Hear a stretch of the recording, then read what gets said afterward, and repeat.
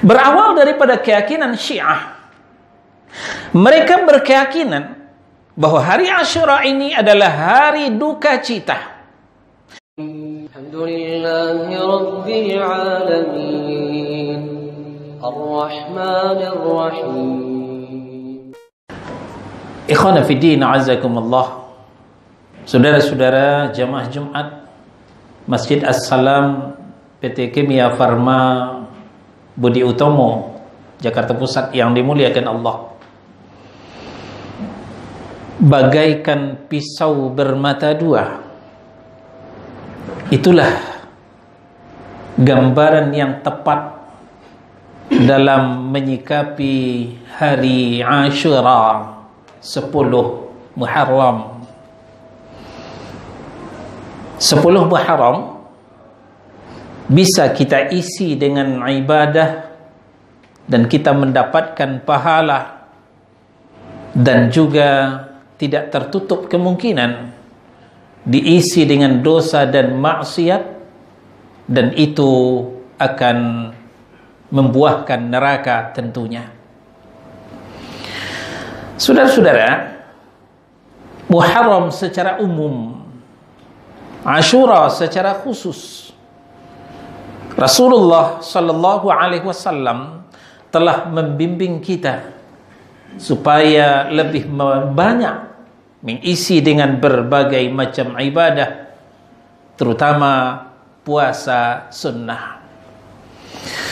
Sebuah hadis dari Abu Hurairah radhiyallahu an diriwayatkan oleh Imam Muslim. Kata Nabi sallallahu alaihi wasallam, "Afdhalus shiyam ba'da Ramadan syahrullahil Muharram." Puasa yang terbaik setelah Ramadan itu adalah puasa di bulan Muharram. Selanjutnya, dalam hadis yang lain, Rasulullah sallallahu alaihi wasallam mengkhususkan di tanggal 10 Muharram, yaitu yang disebut dengan hari Asyura. Siyamu yaumi Asyura ahtasibu 'ala Allahi ayyukaffira as-sanata allati qablaha.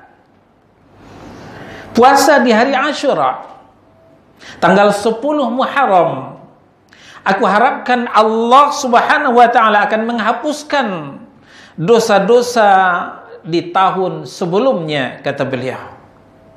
Sanadnya dari Abu Qatadah dan juga diriwayatkan oleh Imam Muslim. Suatu ketika Abdullah ibnu Abbas menceritakan, sesampai Nabi di Madinah, beliau melihat orang-orang Yahudi Madinah melaksanakan puasa tanggal 10 Muharram. Lalu beliau bertanya, "Ma hadza? Ada apa ini kalian puasa?" Yahudi Madinah menjawab, "Hadza yaumun salih." 10 Muharram ini adalah hari baik. Hadza yaumun najjallahu bani Israila min aduwihim. Di mana 10 Muharram ini Allah Subhanahu wa taala telah membebaskan Bani Israel dari musuh-musuh mereka. Fasamahu Musa, untuk mensyukurinya Nabi Musa mempuasakan 10 Muharram. Inilah sebabnya kami mempuasakan 10 Muharram, kata orang Yahudi Madinah. Qal fa ana ahaqqu bi Musa minkum. Lalu kata Nabi kita, kalau demikian kami umat Islam lebih berhak mewarisi Nabi Musa daripada kalian. Fasamahu wa amara bi siyamih. Maka beliau mempuasakan 10 Muharram dan menyuruh sahabat-sahabatnya untuk ikut puasa 10 Muharram. Ini ladang pahala pertama yang bisa kita garap untuk membuahkan pahala yang berlimpah, yaitu sebagai kafarat penebus dosa setahun yang lalu. Selanjutnya dilanjutkan oleh Ibnu Abbas.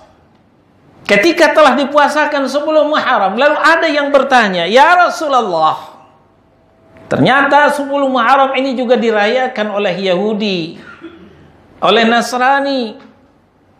Bukankah kita tidak boleh menyerupai mereka?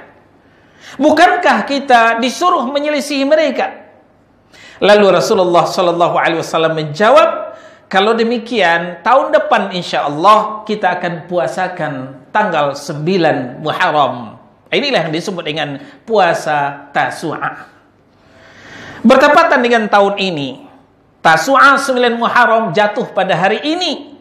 Alhamdulillah bagi saudara-saudara yang telah mempuasakannya. Dan bagi yang belum, masih ada kesempatan untuk esok. Besok adalah 10 Muharram. Puasa hari Ashura merupakan ladang pahala yang rugi kalau kita tidak menggarapnya. Oleh sebab itu, kepada kita yang diberikan kesehatan oleh Allah, staminanya lagi bagus, mari kita bertekad untuk puasa besok di 10 Muharram, di samping hari ini 9 Muharram. Aqulu qawli hadha astaghfirullah li wa lakum wa lisairil mu'minina wal mu'minat wal muslimina wal muslimat fastaghfiruh innahu huwal ghafurur rahim.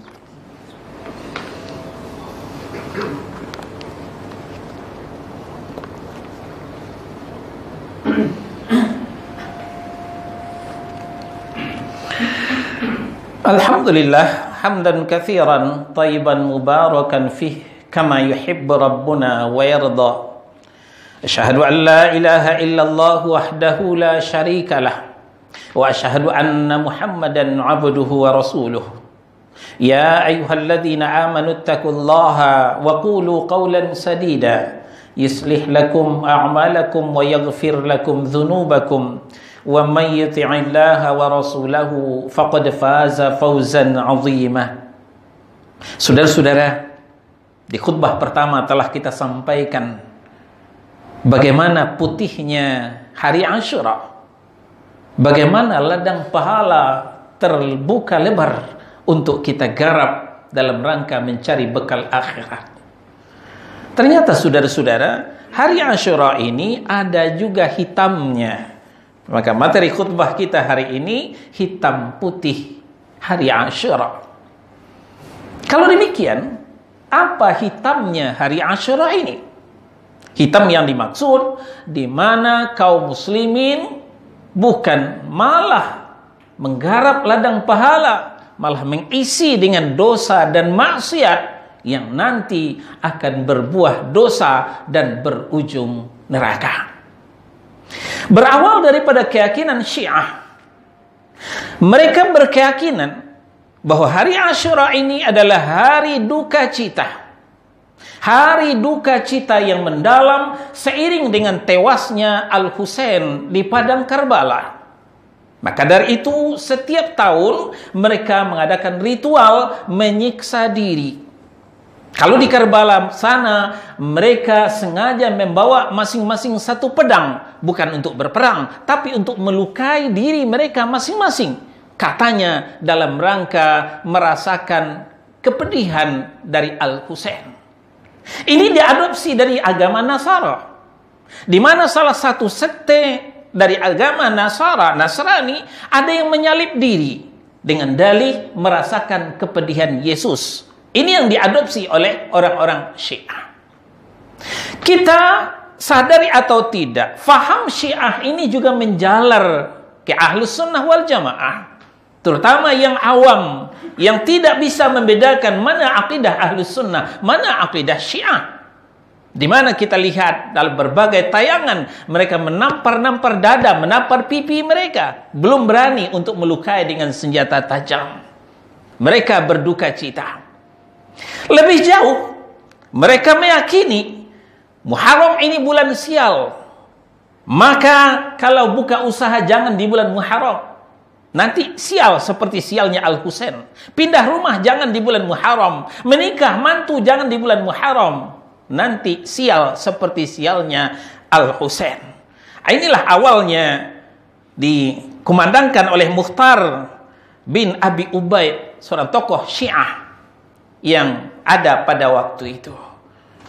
Sebaliknya saudara-saudara, keyakinan yang juga ada di kampung kita, di negeri kita, sebaliknya yang mengatakan Muharram adalah bulan keberuntungan. Ashura hari keberuntungan. Ini dari Ubaidullah bin Ziyad dan Hajjaj bin Yusuf Ats-Tsaqafi. Mereka berkeyakinan seperti itu. Kenapa? Karena berhasil mereka membunuh cucu Nabi Al-Husain radhiyallahu an. Maka berkembanglah mereka membuat hadis-hadis palsu. Barang siapa yang melapangkan keluarganya di bulan Muharram, maka hidupnya akan lapang pada hari itu. Barang siapa yang memakai celak pada hari Asyura, dia tidak akan sakit mata pada bulan itu. Semua hadis ini adalah maudhu, palsu, buatan orang-orang yang anti dengan Al-Husain. Terbuktilah apa yang dikatakan Nabi SAW. Sayakunu fi thaqifin kadzabun wa mubirun. Akan ada nanti dari Bani Thaqif, yaitu seorang yang pendusta, yaitu Mukhtar bin Abi Ubaid. Dan kemudian wa mubirun, yang membuat celaka, yaitu Ubaidullah bin Ziyad, gubernur Kufah ketika itu, dan Hajjaj bin Yusuf. Ini tokoh-tokoh mereka. Inilah gelapnya bulan Muharram. Kalau kita tidak sadar, kita akan terseret dengan kesesatan-kesesatan ini. Tentang meratap di bulan Muharram, hari duka cita bulan Muharram, Rasulullah SAW telah mengingatkan dalam hadis Abu Malik Al-Ash'ari, juga diriwayatkan oleh Imam Muslim. Kata Nabi, arba'un fi ummati min amril jahiliyah la yatrukunahun. Ada 4 hal yang ada di umatku, sebenarnya ini adalah urusan orang jahiliyah, kebiasaan jahiliyah, tapi umatku tidak meninggalkannya, kata Nabi SAW. Pertama, bangga mencaci maki, membanggakan nenek moyang. Yang kedua, mencaci maki keturunan. Kemudian yang ketiga, meminta hujan melalui bintang. Yang keempat, ini pelajaran kita, meratap. Dilanjutkan oleh Nabi, an-naihatun idza lam tatub qabla mautiha tuqamu yaumal qiyamati wa 'alaiha sirbalun min qatranin wa dir'un min jarabin. Orang yang meratap kematian, kalau dia tidak bertaubat, nanti di hari kiamat akan dipakaikan kepada mereka pakaian yang panas. Demikian dikatakan oleh hadis Nabi SAW. Kalaulah diizinkan kita meratap, kalaulah dibolehkan kita berduka cita dengan kematian, maka yang lebih berhak kita meratap adalah kematian Ali, tentunya ayahandanya Al-Husain. Kenapa? Tentu Ali bin Abi Thalib, ayahnya Al-Husain, lebih mulia daripada Al-Husain itu sendiri. Dan kalau kita naik ke atas, kalau kita boleh meratap, kita setiap 12 Rabiul Awal harus meratap. Itulah kematian Nabi kita Muhammad sallallahu alaihi wasallam.